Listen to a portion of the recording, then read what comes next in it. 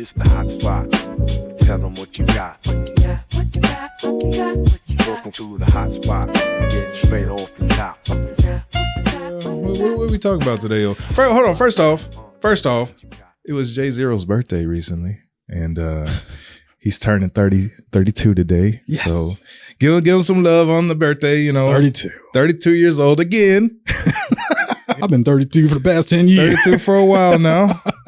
I was going to ask you, man, like, I know this is probably universal. Everybody has their own, what they value the most. But yeah, I was just wondering, from a male, men in general, what do you believe men should value the most? That's a pretty open-ended, broad question. I mean, okay, like it could be tangible. It can be something you touch, I guess, your car, or but it could be something that's not tangible. I mean, like love. My answer is not going to be from a secular perspective. It's not going to be earthly. It's not money. Definitely not money. It's not women. It's not cars. It's not things. I would say money is probably like top of almost everybody's list for these days, especially men. That's from a secular perspective. Okay, that's from a worldly perspective. If we're alone out here in this dark void of a universe, sure, money would come in. Money would be pretty important, but it comes down to belief systems. Like, do you believe there's more than the world? Do you not believe do you think this is it? We're just all what they call cosmic accidents. From that perspective, sure, money's important. Let's get your own. All right. I mean, it's like what you have. Okay, you do have a son, right? Mm-hmm. What would you tell him? What men value the most in life. This is something your son, like, yeah, Dad, what should I value the most? If I was giving advice to my son, I would tell him that none of this matters. No job he'll ever have is ever going to really matter. It's all about his belief in what happens after we die. Not to dissect. Religion? I mean, well, you asked me. I mean, hey, go ahead. I'm not okay. I just say it doesn't have to be tangible, so go ahead. At the end of it all, like when we've had this conversation, not like deep, but we've talked about how you can't take anything with you. Right. The last conversation we had, I think we were talking about, if you're rich and you're living in this mansion, but you're by yourself and you have no friends or family and you slip in the shower, you're pretty much screwed. Right. No matter how much money you have, you're not going to buy an extra day when your time's up. Nobody has ever beaten death. You can have $50 million. You can have $20 billion. You can have $1 trillion.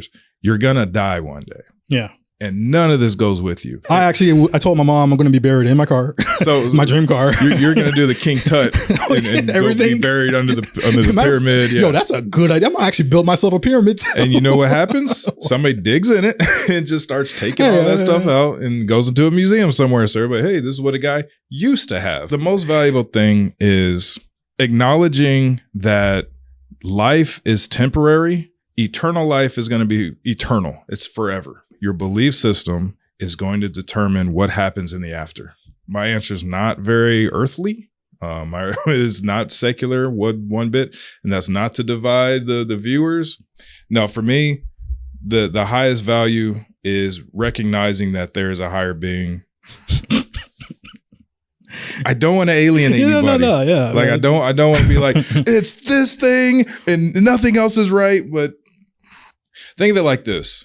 Who's the richest man ever? Let's just call him Jerry. Let's say Jerry was by far and wide the richest man ever. Mm-hmm. And he believed in nothing. Let's say there's a homeless man named Tom.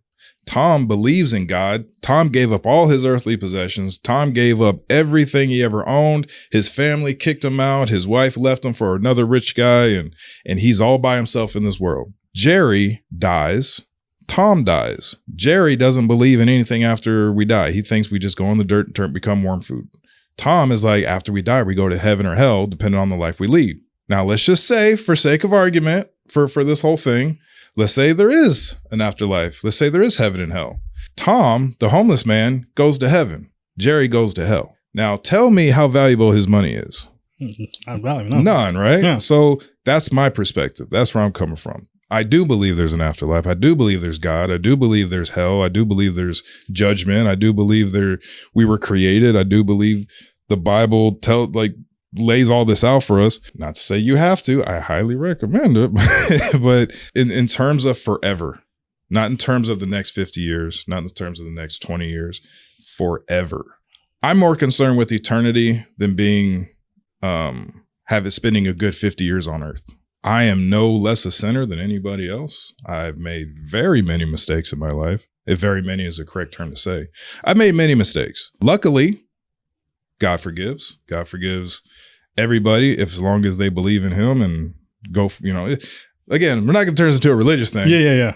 Yet. I'm glad to, we've never talked about religion. Yeah, we've never had a religious conversation. Yeah, you and I never really got into the whole, I don't even Christian or Buddhist. I'm not. I say religion, but I don't follow religion because there's a guy named Cliff Nechtel. I think his name is Nechtel. I'm messing up his name, but he said it perfectly. Never follow religion ever, because there's this religion, there's that religion, there's that religion, that religion, that religion. Every aspect of any religion, I don't say every, but a good portion of it, even Christianity, even Catholicism, has used Christianity to wage war, to cause death, to cause harm, to cause this, cause that, all these bad things. Never follow religion. Follow God. Never follow religion, follow God. Right. God is not religion. Jesus is not religion. The Holy Spirit is not religion. They just are. That's why they say, I am that I am. I just am. Mm-hmm. I'm not this. I'm not all these words that y'all came up with. I am, which means it's eternal. It's forever. Who are you? I am. Well, what do I call you? You can call me God, but that's not what I am. That's just my name. Allah or Yeshua or all these other names that we put on them, or, but God just is. Yeah. I like that. I would definitely say I kind of follow that route when it comes down to a religion sort of way. I think I saw Elon Musk, he said that, I'm, religion and, I guess the whole church thing or whatever, he doesn't really think too much of it, He kind of just says, I'm the type of person that actually has to see it to believe it. So I'm guess he's more science than he is more religion, I guess you would say. And I like to follow myself on that same, I guess, pendulum in a sort of way.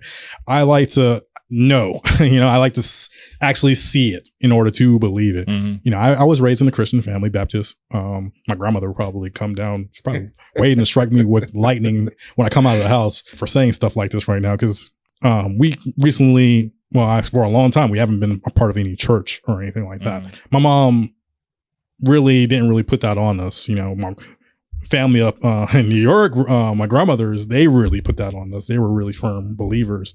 We going to church, these church or the next church. It was like they were all saying different things, If you don't do this, you're going to do this. Going to hell. If you do this, you're going to end up doing this.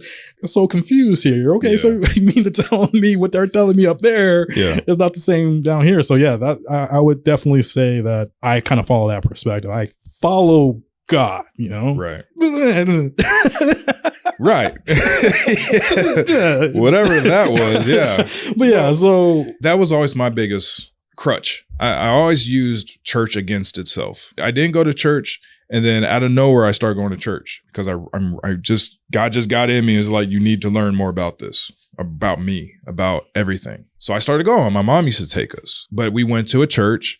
And little things started happening within the church that I was like, that don't seem right. Like, why would they do that? Like, oh, that's different from what they said last time. And then, but now they're accusing, like, now there's these back and forths in church, and I'm like, I don't want to go here. And then I would go to another one. It got to a point where I was like, these are just people. Yeah. Which, in honesty, they are, obviously. Yeah. Obviously they're just people. But I'm like, do I really want to put my trust in these people to teach me more about God?